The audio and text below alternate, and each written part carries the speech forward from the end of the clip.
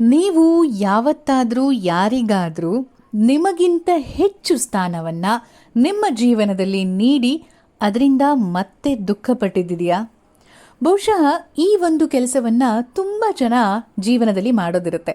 ತುಂಬ ಹಚ್ಕೊಂಡಿರ್ತೀವಿ, ಕೆಲವು ವ್ಯಕ್ತಿಗಳನ್ನು ತುಂಬ ಪ್ರೀತಿಸ್ತೀವಿ, ತುಂಬ ಅವರ ಬಗ್ಗೆ ನಮಗೆ ಕಾಳಜಿ ಇರುತ್ತೆ. ನಮ್ಮ ಜೀವನದ ಬಹುಪಾಲು ಸಮಯವನ್ನು ನಾವು ಅವರಿಗೋಸ್ಕರನೇ ಕೊಡ್ತೀವಿ. ನಮ್ಮನ್ನು ಮರೆತು ಮೊದಲನೇ ಸ್ಥಾನವನ್ನು, ಮೊದಲನೇ ಆದ್ಯತೆಯನ್ನು ಆ ವ್ಯಕ್ತಿಗೆ ಕೊಡ್ತೇವೆ.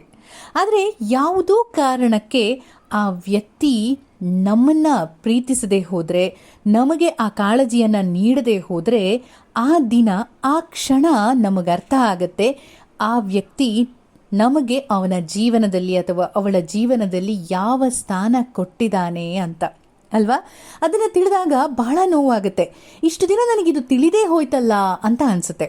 ಹೌದು, ಈ ಪ್ರೀತಿ, ವ್ಯಾಮೋಹ, ಮೋಹ ಇಂಥದ್ರಲ್ಲೆಲ್ಲ ಸಿಲುಕಿದಾಗ ಅಂಧ ಒಂದು ದೃಷ್ಟಿ ಅಂತ ಹೇಳ್ತಾರೆ, ಅಂಧತ್ವದಲ್ಲಿ ನಾವು ಮುಳುಗಿರ್ತೀವಿ. ನಮಗೆ ಕಾಣಿಸೋದೇ ಇಲ್ಲ ಏನೂ ಕೂಡ.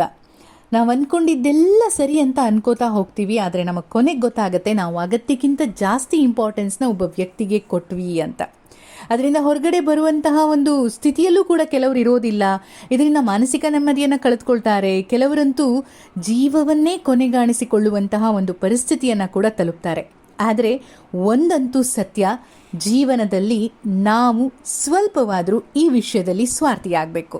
ಹೇಗೆ ಅಂತ ಕೇಳಿದ್ರೆ, ಇನ್ನೊಬ್ಬ ವ್ಯಕ್ತಿಗೆ ನಮ್ಮ ಸಂಪೂರ್ಣ ಜೀವನದ ಸಮಯವನ್ನು, ಕಾಳಜಿಯನ್ನು, ಪ್ರೀತಿಯನ್ನು ಕೊಡೋದಕ್ಕಿಂತ ಮೊದಲು ಆ ವ್ಯಕ್ತಿ ಅದಕ್ಕೆಷ್ಟು ಅರ್ಹ ಅನ್ನೋದ್ರ ಬಗ್ಗೆ ಒಂದು ಸ್ವಲ್ಪವಾದರೂ ಯೋಚನೆ ಮಾಡಬೇಕಾಗತ್ತೆ.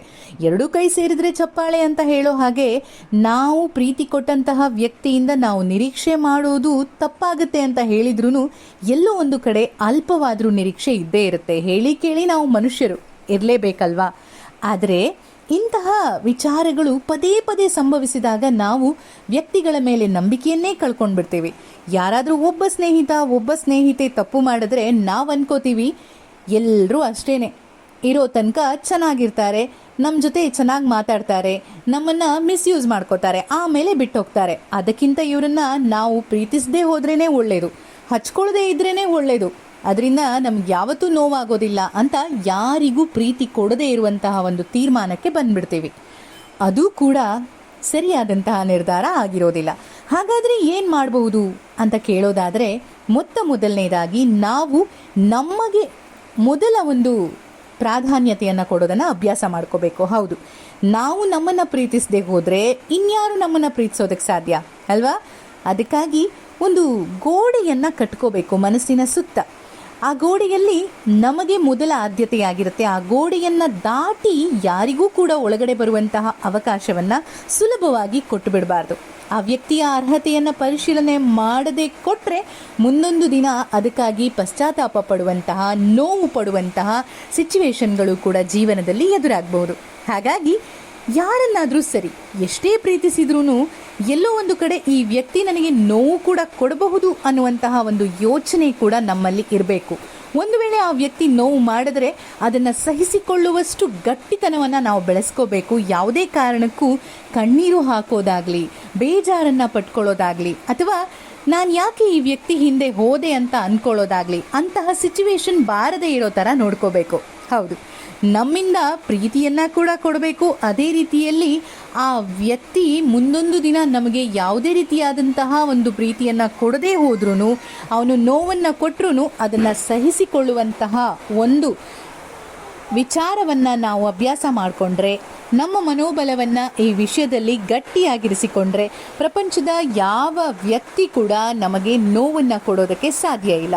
ಹೌದು, ಆ ಲಿಮಿಟೇಷನ್ ಅನ್ನೋದು, ನಮ್ಮ ಒಳಗಡೆ ನಾವು ಹಾಕಿಕೊಳ್ಳುವಂತಹ ಒಂದು ಪರಿಮಿತಿ ಅನ್ನೋದು ಯಾರನ್ನೂ ಕೂಡ ಅಲ್ಲಿ ಹೋಗಿ ನಮ್ಮ ಕೋಟೆಯನ್ನು ಭೇದಿಸಿ ನಮಗೆ ನೋವನ್ನು ಉಂಟು ಮಾಡದ ಹಾಗೆ ನೋಡ್ಕೊಳ್ಳೋದಾಗಿದ್ದರೆ ಖಂಡಿತ ಯಾವ ನೋವು ಕೂಡ ಕಾಡೋದಿಲ್ಲ. ಇದು ಎಲ್ಲ ವ್ಯಕ್ತಿಗಳ ವಿಷಯದಲ್ಲೂ ಕೂಡ ಅನ್ವಯವಾಗುತ್ತೆ. ಆ್ಯಂಡ್ ಇನ್ನೂ ಒಂದು ವಿಷಯ ಹೇಳೋದು ಏನಪ್ಪ ಅಂತ ಹೇಳಿದ್ರೆ, ಜೀವನದಲ್ಲಿ ಕೆಲವೊಮ್ಮೆ ತುಂಬ ಜನ ಇದ್ರೂ ಕೂಡ ಒಬ್ಬಂಟಿ ಅನ್ನುವಂತಹ ಫೀಲ್ ತುಂಬ ಜನರನ್ನ ಕಾಡ್ತಾ ಇರುತ್ತೆ ಅಂತ ಹೇಳೋದನ್ನು ಕೇಳಿರ್ಬೋದು. ಅದು ಸಹಜ ಕೂಡ. ನಮ್ಮ ಎಲ್ಲ ವಿಷಯಗಳಿಗೆ, ಯೋಚನೆಗಳಿಗೆ ಇನ್ನೊಬ್ಬ ವ್ಯಕ್ತಿ, ಅದು ನಾವು ತುಂಬ ಪ್ರೀತಿಸುವಂತಹ ವ್ಯಕ್ತಿ ಜೊತೆಯಾಗಬೇಕು, ಸಪೋರ್ಟ್ ಮಾಡಬೇಕು ಅಂತ ನಿರೀಕ್ಷೆ ಮಾಡೋದು ಕೂಡ ತಪ್ಪಾಗತ್ತೆ. ಅದು ಕೂಡ ಕೆಲವೊಮ್ಮೆ ನೋವು ಕೊಡ್ಬೋದು. ಯಾಕೆ ಅಂತ ಹೇಳಿದ್ರೆ, ಆ ವ್ಯಕ್ತಿಯ ಮನಸ್ಥಿತಿ ನಮ್ಮ ಮನಸ್ಥಿತಿ ಒಂದೇ ಆಗಬೇಕು ಅಂತೇನಿಲ್ಲ. ನಾವು ಒಪ್ಪಿಕೊಳ್ಳುವ ವಿಚಾರಗಳನ್ನು ಆತ ಅಥವಾ ಆಕೆ ಕೂಡ ಒಪ್ಕೊಳ್ಬೇಕು ಅಂತೇನಿಲ್ಲ. ಇದೆಲ್ಲವೂ ಕೂಡ ಇದರಲ್ಲಿ ಮ್ಯಾಟರ್ ಆಗುತ್ತೆ. ಇಂತಹ ಒಂದಿಷ್ಟು ಒಳ್ಳೆಯ ವಿಷಯಗಳ ಜೊತೆಗೆ ನಾನು ಮತ್ತೆ ವಾಪಸ್ ಬರ್ತಾ ಇರ್ತೀನಿ. RJ ನಯನ. ನಮಸ್ಕಾರ.